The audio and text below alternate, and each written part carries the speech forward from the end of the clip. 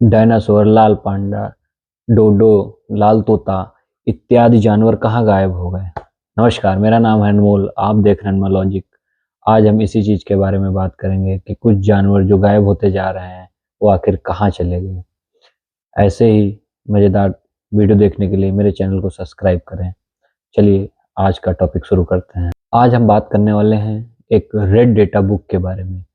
यह एक ऐसी बुक है जिसमें जो विलुप्त होते हुए जानवर हैं, जिनके बारे में कुछ जानकारियां एकत्रित हो रही हैं कि किन कारण की वजह से जो है ये जानवर यहाँ से गायब होते चले जा रहे हैं। इनमें डायनासोर शामिल है, डोडा शामिल है, लाल तोता शामिल है। ऐसे जानवर जो इस धरती से कब के गायब हो चुके हैं, इनका ब्यौरा इस बुक में रखा जाता है। 1963 यानी 1963 में IUCN अंतर्राष्ट्रीय पर्यावरण संरक्षण के लिए अंतर्राष्ट्रीय संघ रेड डेटा बुक को बनाया जाता है।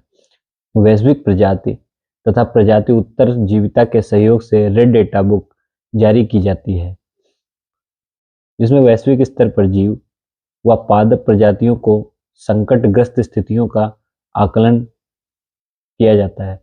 जैसे कि जो पादप जीव जंतु जो विलुप्त होते जा रहे हैं या जिन पे कुछ संकट आने वाला है या किसी संकट से गुजर रहे हैं, उन सारे जीवों का विवरण उसमें रखा जाता है, या जो विलुप्त हो चुके हैं उनका विवरण रखा जाता है। इसी को रेड डेटा बुक कहते हैं। अब तक कुल मिला के लगभग 5 रेड डेटा बुक जो है वो जारी की जा चुकी हैं। जीवों की संख्या में गिरावट के आधार पर इन बुकों को विभाजित किया गया है।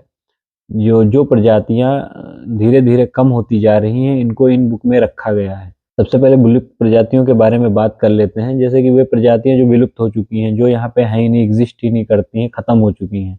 बहुत साल पहले वो प्रजातियां थी पर अब नहीं है। आज से लगभग 50 वर्षों पहले जो जीव जंतु या जो भी प्राकृतिक आवासों में निवास करने वाले जीव थे, वो विलुप्त हो चुके हैं। उनको विलुप्त प्रजातियों में शामिल किया गया है।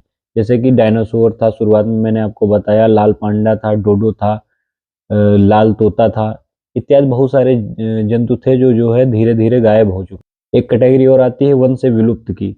ये वे प्रजातियां हैं जो अन्य की अपेक्षा अपने प्राकृतिक आवासों से विलुप्त हो गई, जिनके बारे में जानकारी ही नहीं मिल।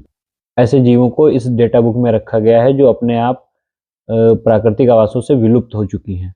कुछ होती हैं जो अति संकटग्रस्त प्रजातियां मानी जाती हैं। ऐसी प्रजातियां जिनकी संख्या विगत 10 वर्षों में 90% से कम हो गई है। यानी जो पीछे बीते हुए 10 साल हैं, उनसे लगभग 90% कम हो गई, वो मात्र 10% ही बचे हुए हैं। जैसे गिद्ध रख लीजिए, देखिए अपने वहाँ आसपास पहले कितने सारे गिद्ध दिखाई पड़ते थे, पर अब धीरे धीरे गिद्धों में कमी आ गई है। अब गिद्ध बहुत ही कम मात्रा में दिखाई पड़ते हैं। अफ्रीकन हाथी इसी कैटेगरी में आता है। भारतीय चीता, जी हाँ, जो भारतीय चीता है जो मोदी जी लाए थे, वो अभी धीरे धीरे जो है कम होते जा रहे हैं। घड़ियाल है, घड़ियाल के बारे में तो आप जानते ही होंगे। हिमालयन बटेर इसी कैटेगरी में आ जाती है। साइबेरियन क्रेन एक ऐसा जीव है जो बहुत ही धीरे धीरे कम होता जा रहा है। विगत 10 वर्षों में 90% से अधिक कम हो चुके हैं, ये मात्र 10% ही बचे हुए हैं। तो शायद वीडियो देख के आपको क्लियर हो गया होगा कि रेड डेटा बुक में किस कैटेगरी के जीवों को रखा जाता है, जो जीव धीरे धीरे कम होते जा रहे हैं। और ऐसे ही साइंस से रिलेटेड और फैक्ट से रिलेटेड वीडियो देखने के लिए एनिमल लॉजिक को भी सब्सक्राइब करें। Thank you very much.